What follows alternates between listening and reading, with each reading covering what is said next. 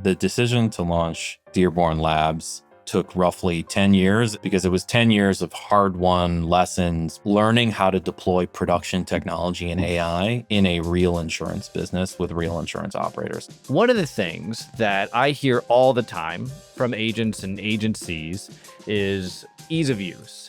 What constitutes an interface for ease of use is likely to change pretty substantially in the next couple of years. The oil in this new world is context. Agents will need context available en masse and unified for the agents then to go and do this work on their behalf. You told the crowd, if you were a little behind before, you're going to be really behind in 6 months. When do you feel that that's going to slow down? Many things connected to the rise of AI, the advancement in AI, as pertains to like human capital and the economy, will be K-shaped. Those who lean into it early and adopt early will see significant benefits, and those who do not will see a significant struggle.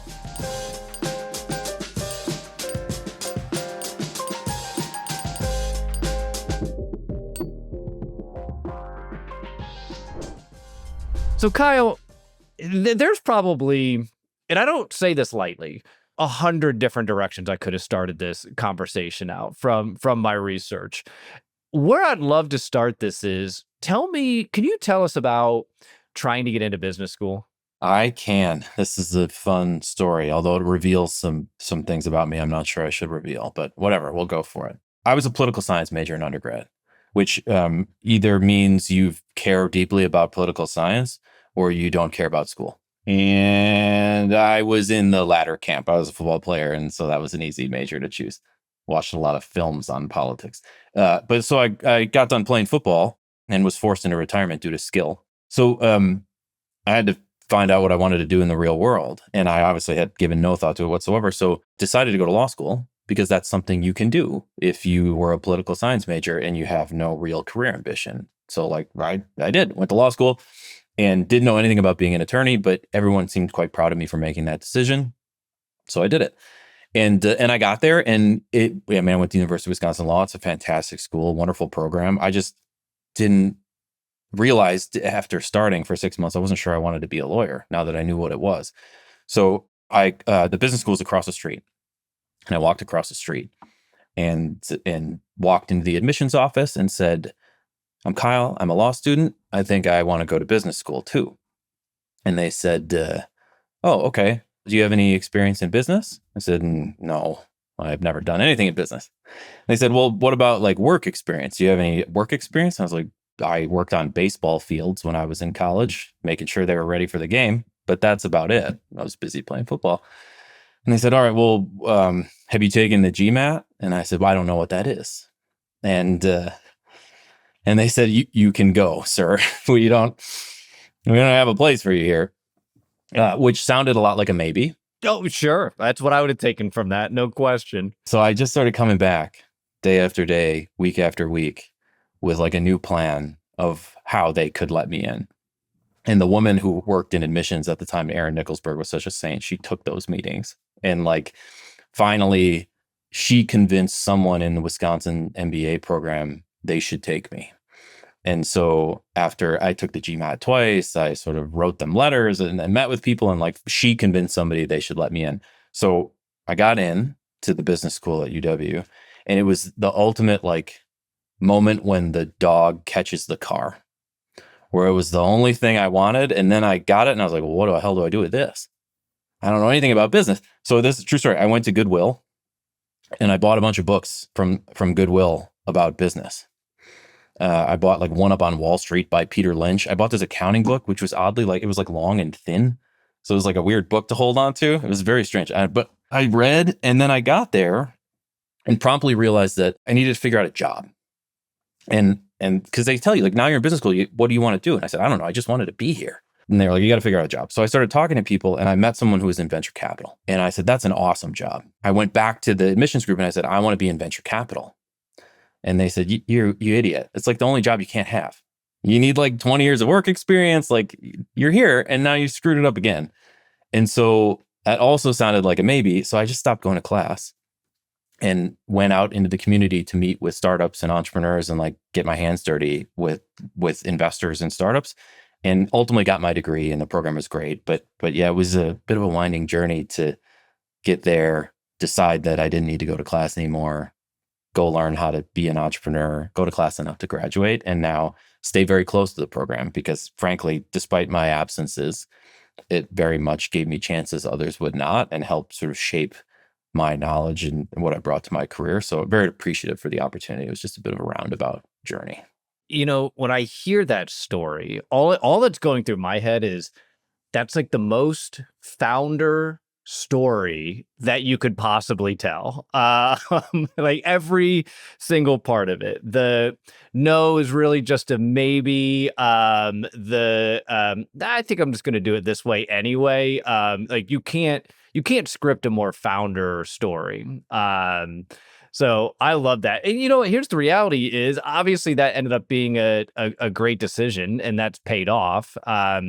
Just talk about some of the stats and what you've been able to accomplish. Raised over $500 million in funding at Clearcover. And also to this, staying on the same theme, the question that your boss asked you at AmFam, and I quote, so you want to start a competitor in a market where there are top 4 leaders spend a combined $6 billion on advertising every year, and you want to spend barely any money on advertising to instead focus on experience. Before I even finished a highlight reel, when you were sitting there, what was your response to that question? Well, I said yes, but I mean that my response might have been different, which was going through my head, which was like, I think so, but we'll have to figure that out, I guess. So yeah, I mean, it was that they were probably wiser than I, right? Because I think the thought was well placed. We had no idea what we were getting into, but that's some of the beauty of entrepreneurship as well, is because if you did, you wouldn't start. So that naivete was which it ultimately turned into hubris, which then ultimately turned into an education and hopefully someday turns into success. Well, I mean, writing over 123 million in premium the previous year. Here's probably one of the things of all the stats that are out there, and there's a million of these on Clearcover and Dearborn, which we'll talk about here shortly. You've recorded a 7-minute claim payout. That's a pretty incredible number. And when you consider the average 44 days, I believe, and you hit this in 7 minutes. How is that possible? Great technology team working closely with a claims team who knows what they're doing to figure out how to pull that together in a way that's safe and regulatory friendly and customer friendly. So like it was probably a lot of the things that now are the foundation of Dearborn Labs, really. But it was, and that, if I'm being quite honest, we launched that like 2 years ago, maybe longer. And what the technology is capable of today blows that out of the water. We just haven't worked on it just yet. But yeah, I mean, it was a cross-functional collaboration between people who understand the insurance business and people who are really good at building technology. And that is a massive unlock for any company. And now with where technology has gone, that moment of collaboration can happen again and again and again, almost instantaneously, because so much of the knowledge is now available to agents who can do that collaboration on your behalf and then surface it to humans who can make the final say. I want to talk about this. First, why launch Dearborn Labs at all, right? You've got a successful company. Calling it what it is, you're essentially giving competitors the tools to be successful. And especially where, I've heard you state this and it makes complete sense. So many of these carriers that are out there have been around for 100 years. I think both AmFam and Nationwide are celebrating 100 years this year. And that's just, those are two of the bigger ones, but there's a ton of small ones that have done the same thing. The reality is with that type of technology, they've got more data than anybody else. Why launch this at all? There's a couple things that led to the decision to do this. And I would say that the decision to launch Dearborn Labs took roughly 10 years and 8 weeks, because it was 10 years of hard-won lessons, building, spending a couple $100 million, just learning how to deploy production technology and AI in a real insurance business with real insurance operators. So like we spent a lot of time doing that and building the technology backbone, the assets, the experience, you name it. And throughout the years, we had talked about whether or not we could monetize the technology in some way. But to be candid, like we didn't have a ton of interest in just selling software to people because that exists and people are very good at it, and it wasn't the business we really wanted to get into. But we had thought about it. And then roughly 8 weeks ago, what the frontier models became capable of represented, in our view, a fundamental shift, a real transitional moment in terms of how knowledge work gets done. And so much of insurance is individual knowledge work. We said this is, we've sort of crossed a threshold, and the time to act, to be the time for people to take advantage of what is possible is now. And the time then for us will never be better to help people take advantage of that moment. And so we just, there was no longer any reason to wait because the technology had gotten to a place and the world had gotten to a place where, well, you said it up front, if you are standing still, you're falling behind, and you are falling behind at a faster rate than you ever have before because of how quickly things are moving. For me, it was the release of Opus 4.6, Claude's Opus 4.6, and ChatGPT's 5.2. And I know ChatGPT just launched at the time of this recording 5.4, but those two, and it was really 5.2 that woke me up. And then I went back to Claude again, and I was like, oh my God, this Opus 4.6 is just on it. For me, it was intuition, and where then it was really like, oh, it's actually filling in the blanks, where it didn't do a great job. I mean, it did a good job, but now it's actively filling in those blanks and rounding out the story, which felt like the missing piece. Now, I know there's 5 million other things, but that's what it was for me. I'm curious, what did you see at that time? Same. I think the new frontier models, the reasoning was substantially better. So like the common refrain you'll hear with folks is who've tried these things out 6 months ago is they'll say like, yeah, they're just not that good. It was wrong. Couldn't do math right. And like that was all true to some extent, depending on what model you're using 6 months ago. The reasoning capabilities fundamentally shifted with Opus 4.6. And Sonnet was pretty good, but for Opus 4.6 certainly, and then the new OpenAI models. And the reasoning suddenly took a big leap forward. And as soon as there was almost no lag time between when the reasoning took a giant leap forward and the ability for that agent to have access to context from all of these places where the context reside also leapt forward. And that was like that combination of things was this fundamental leap. And I did it. I mean, I built my own agent at the time just to play around with the technology. And that was pretty formative because it became obvious very, very quickly that if you are curious and proactive and you know how to ask questions and you're persistent, you can build incredible things now without having to know much else. And that is, again, that'll be a big unlock for knowledge workers, which for us was, look, we just can't, there's no longer any time to wait. If we're going to help people, the time is now. Let's go do it. Makes complete sense. What, like, you just using Claude Cowork for the first time for me it's just like, okay, it's here. Agentic AI, like true agentic AI is here. Like that was to me, it's very similar to the first time I ever test drove a Tesla. First time I ever test drove years ago, I was like, okay, well, yeah, self-driving cars are here. It's just there's a governor on it. Like, I mean, or like there's limitations on what you can do, but it's here. Like it's no longer a figment of people's imaginations. Like the thing's here. An area that I want to specifically focus on. I know we talked about the claims and all that matters as well for this as well, but I want to focus on the agent experience. And this is probably going to be a mix of Clearcover and Dearborn, because I think a lot of this is probably driven by that same core technology. One of the things that I hear all the time from agents and agencies is, and I saw this a lot at Bold Penguin, more than anything than they want from carriers. Of course, the market's softening. So like a lot of the big challenges that, agencies experience with carriers are going to take care of themselves. The number one problem is going to take care of itself as the market softens. But the number two problem is ease of use. It's probably the most common thing that I hear personally next to appetite. How does what you're doing, and if you could share some examples on this from the Clearcover side, that'd be great. But how does what you're doing change ease of use onto the agency? I think so Clearcover, auto insurer, writes primarily non-standard.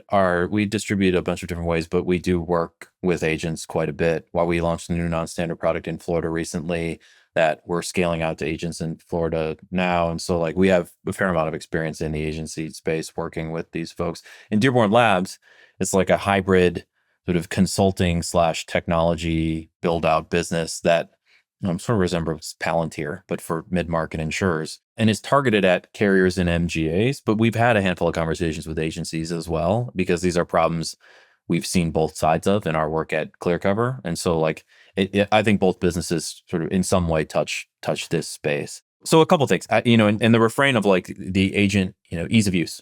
Agents are busy. They have a lot to do. Ease of use is always at the top of the list of any survey you put out to agents saying like, who do you like and why do you like them? When we launched Clearcover, we made a lot of investments in ease of use. So how do we build software that's easy for the agent to engage with and looks good and like helps automate some tasks that they would normally have to do? And so that was like the old world of ease of use in my mind.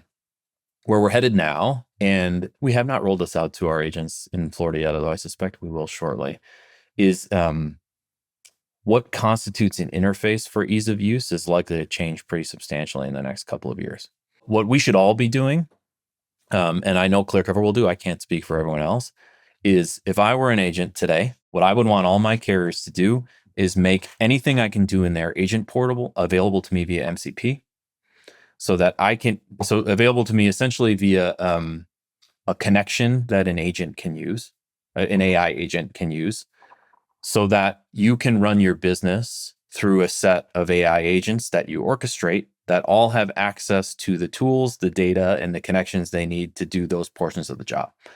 So like if you think about the roles within an agency, many of those things are tasks that could belong to an AI agent. But the AI agent cannot do the job unless the AI agent has the context and the connection to the tool to do the job. And so what I would be asking for as an agent, and I'm sure we'll build this for them, is in MCP is sort of like an API, but for AI agents.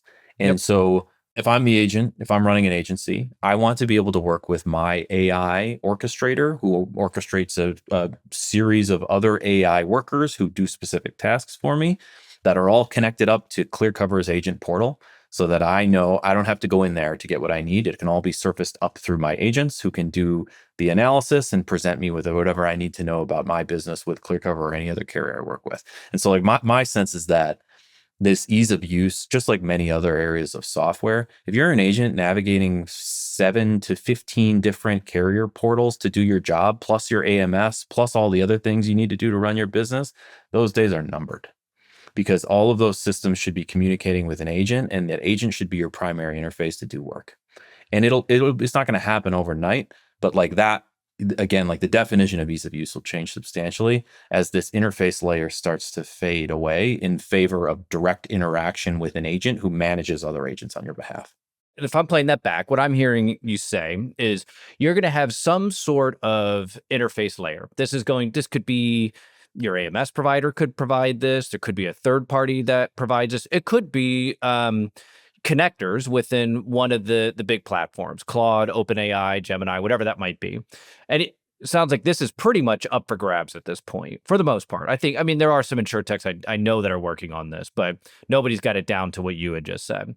And essentially, that is going to have this MCP layer that will connect to all of the carriers and whatever else. It could comb through your AMS. It can do.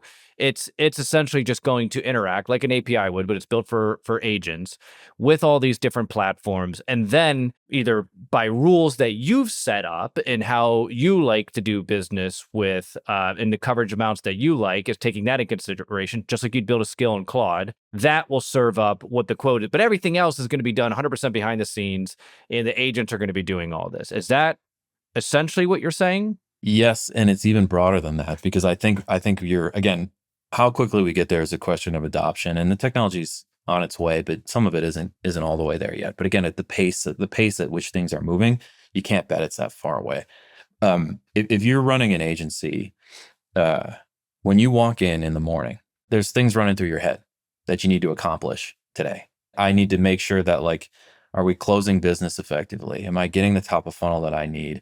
I need to make sure, is my retention good? Do I need to do outreach to anybody who's renewing soon? Like, you have a task list and a whole bunch of other things that worry you. Those are all things that you can just tell an agent to start for you.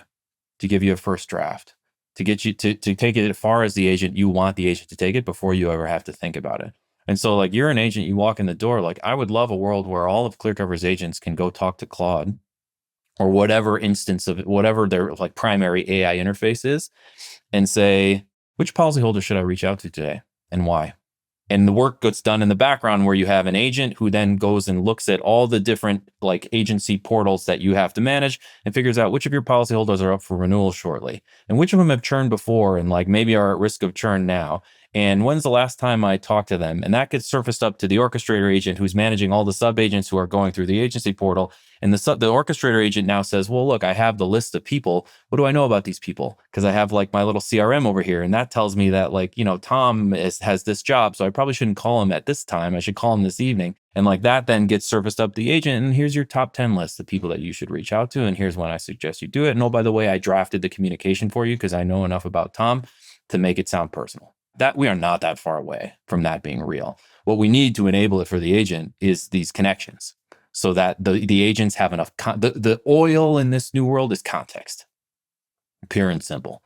And the agents will need context available en masse and unified for the agents then to go and do this work on their behalf.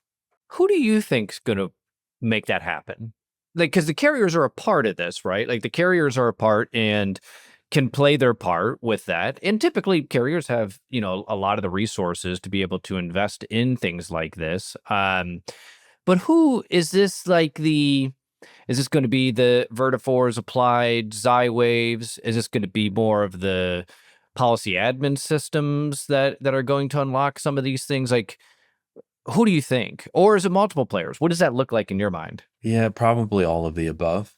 So one of the things that we have worked on at Clearcover, and I think will be important in Dearborn Labs engagements, is, if our goal is we're a service provider first.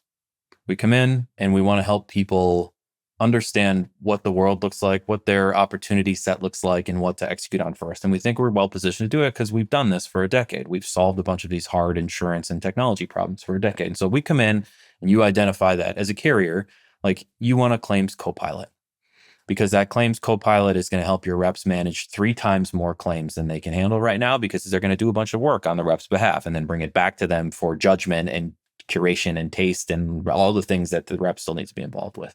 So we can build that for you. I have one. We ran it at our own business. 100% of our reps use our claims co-pilot. So like we're happy to build that technology for you. If you plan on doing it again and again, what you should probably do is build this middleware layer we call our context graph, which is essentially the thing that unifies all the data in your business and then layers that context on top of it.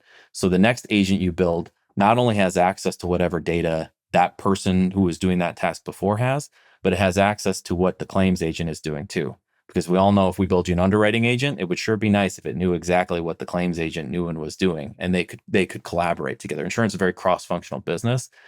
For agents to work cross-functionally, they need shared context. If you need shared context, you need a shared platform. And so that, for us, building that context graph, which is the unification layer and then appending of context, that this is a map of the business and all the things that are in it and what they do and who they are and what their relationships are, very, very important if you want to scale this up. And agents will be no different. There will probably be any number of people who continue to serve an important back office function, their software, but their interface will be less important. They will be feeding up into a middleware layer, something that collects all of the data that resides in this agency and that the agents can live on top of and do the job directed of them by the orchestrator, which is ultimately the person running the business. And so like that data aggregation and context curation layer, I don't know who will build that for agencies. Maybe we will. I wouldn't be against it, but that's the thing that I think needs to exist. And then everyone else still exists, but your interface with the customer changes because someone is going to own that like primary agentic interface. Super interesting. And it makes complete sense what you're saying, because it's only as good as what you can feed it. And I know that like that was what it was before. I think it still is the case now. An area where I'd like to dive into on this, on a very similar note, is you guys at Clearcover ran a survey. This was in 2021. and it was with 475 agents, and 98% said that digital tools made their jobs easier, but 74% also fear being replaced by technology.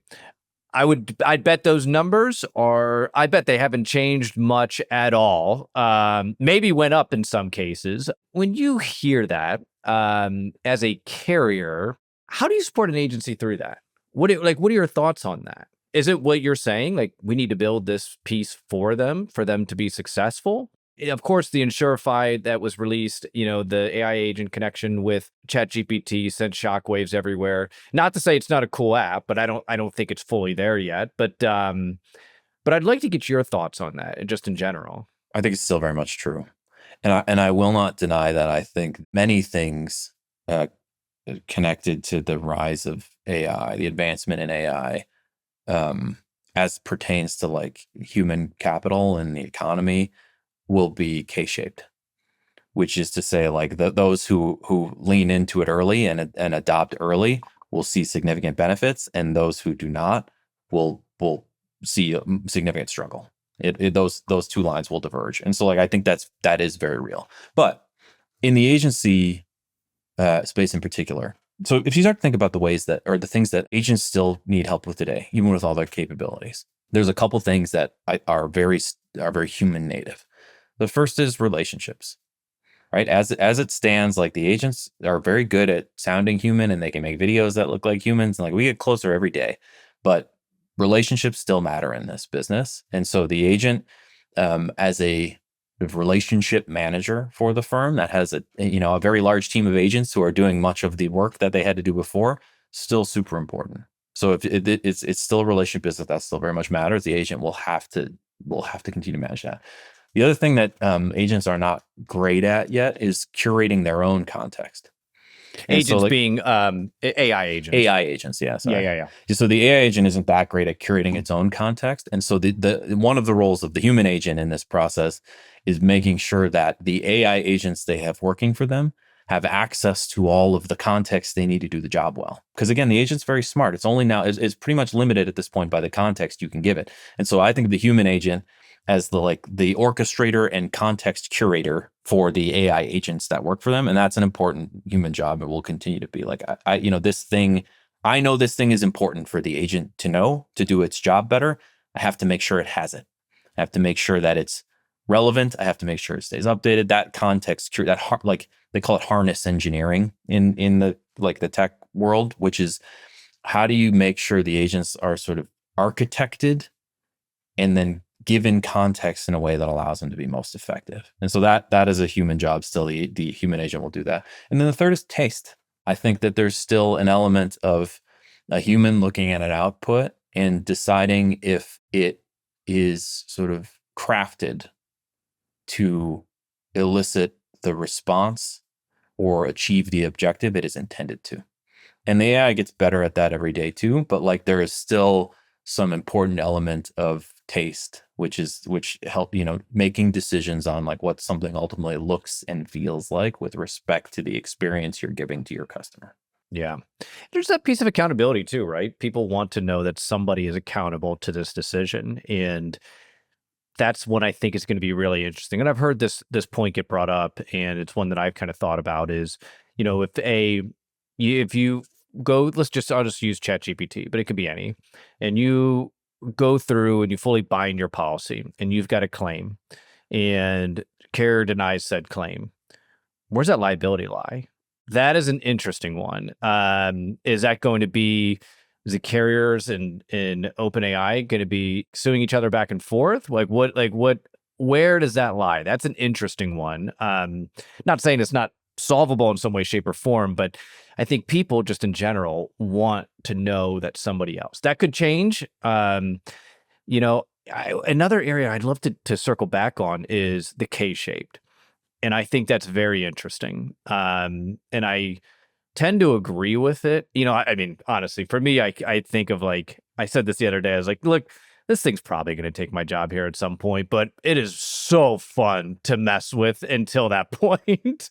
So we're recording right now on March 12th. I know this won't be released for a couple of weeks, and this could change in a couple of weeks.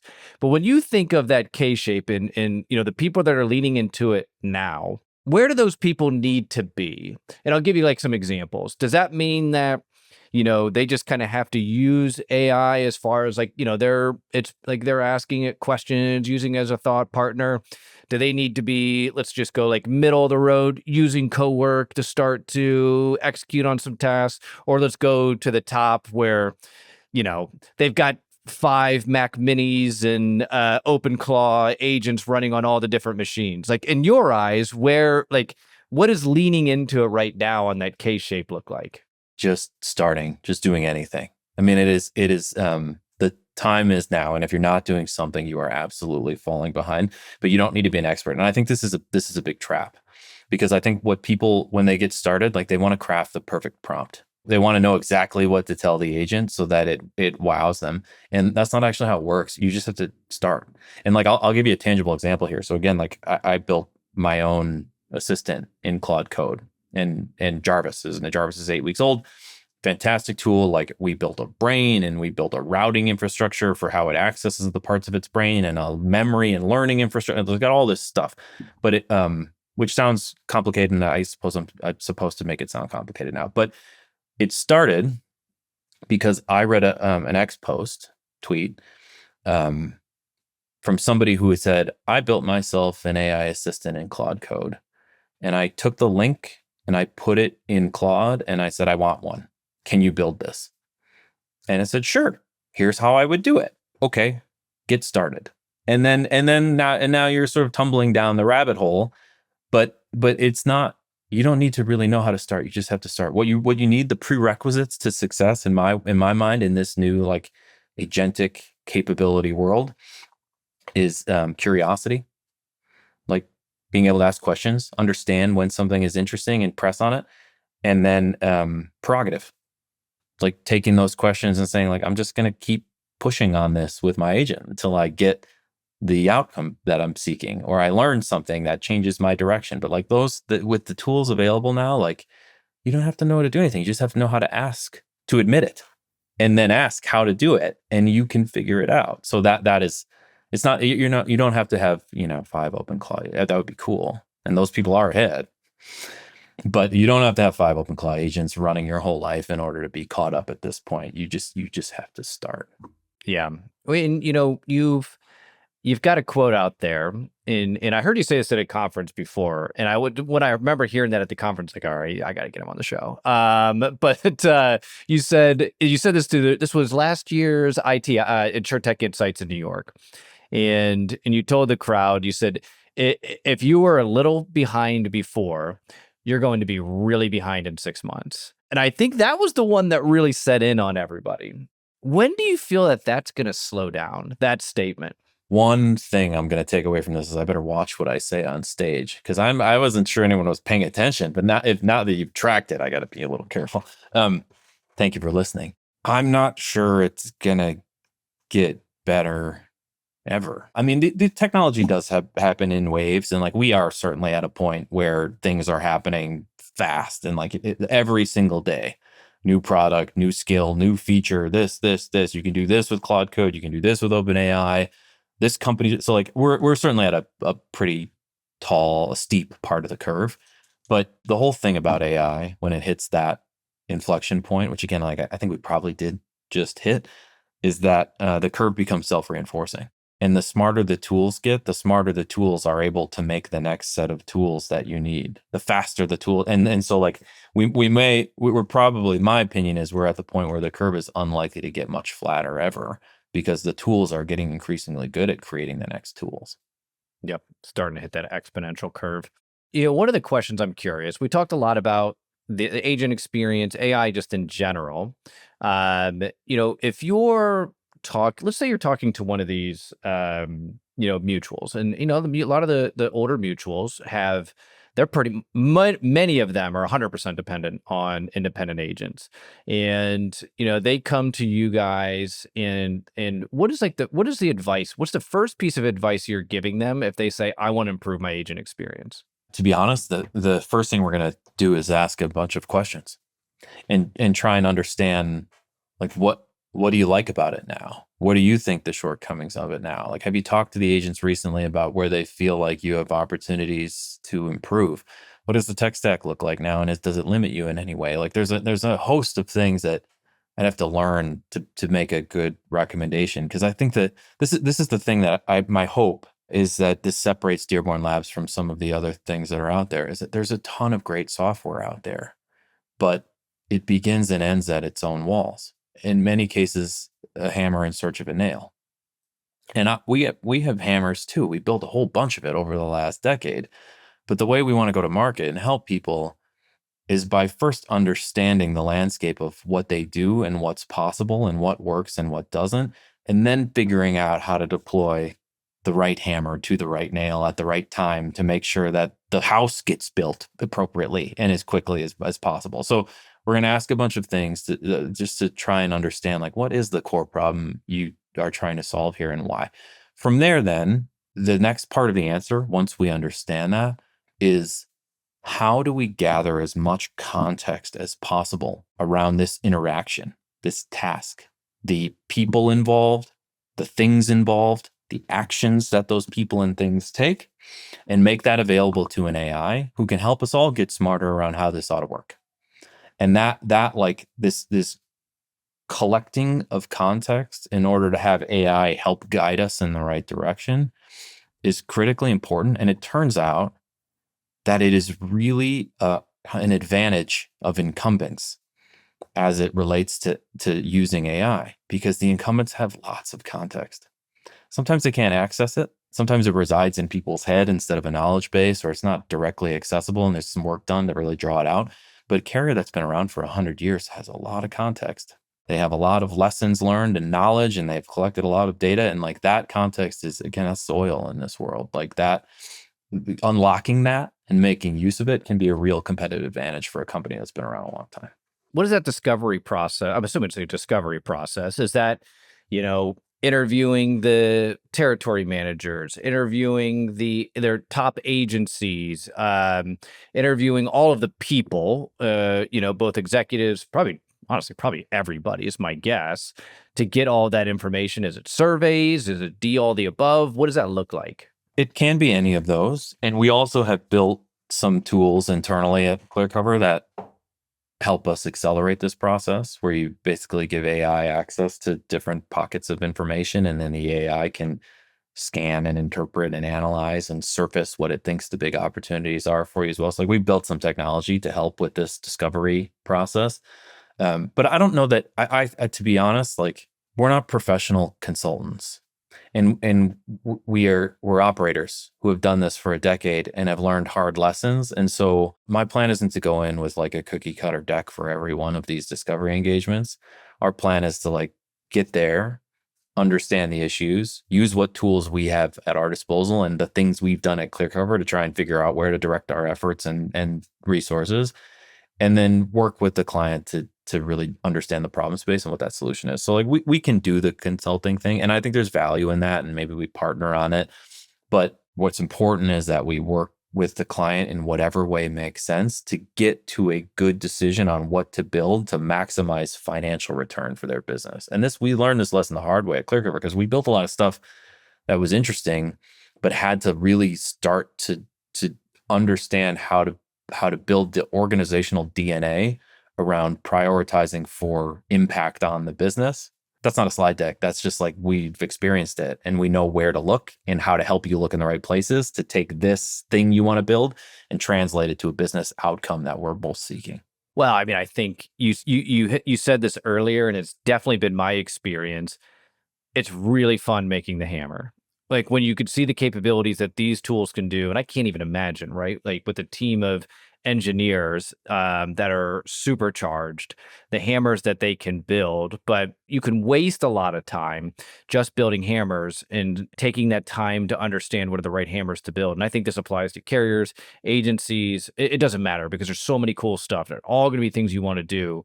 But you can waste a lot of time and resources by selecting the wrong hammer. So I think that's super interesting. Kyle, last question that I have for you is, tying this full circle, if you can have a conversation, you know what? Let's say with the same Kyle that was leaving law school to walk over to try to get his MBA, what would that conversation be? What advice would you give them? Walk faster. All of the stumbles, and there have been many. I mean, like all of these sort of things that you would look at retrospectively and say, I wish that was hard. I wish, like, I think the things that you would change are usually the things that you're like, man, that was difficult. And I didn't like the feeling of that experience. But that's just, those things are formative, like you wouldn't give those up if you thought there was some risk that they changed where you ultimately landed. So like there's a million things that were difficult to go through, or that I made difficult for other people. And I've regret over making those things difficult for other people. The lessons make you who you are. So yeah, if anything, like just go faster, try more, do more, I would have packed more learning into the last 15 years if I could, because that's what has made all the difference. It's interesting. It is saying, like, I find when you make those major mistakes, that's when actually the true change happens. We have made many, and we've hopefully learned from all of them. And some of those we've now turned into a business that, is like a accumulation of lessons learned and mistakes made in the form of advice and technology. But yeah, we made many of them, but I don't know that I really regret any, because they all were formative and they all lead you to a place where you're better for them, as long as you let them do that. I love it. Kyle, that's a perfect place to bring this to a wrap. I appreciate you coming on today. I think this is super interesting. I think there's so much opportunity for those, like you said, that are on that K right now and leaning in. So I appreciate you breaking everything down today. Thanks for the invite, Callan.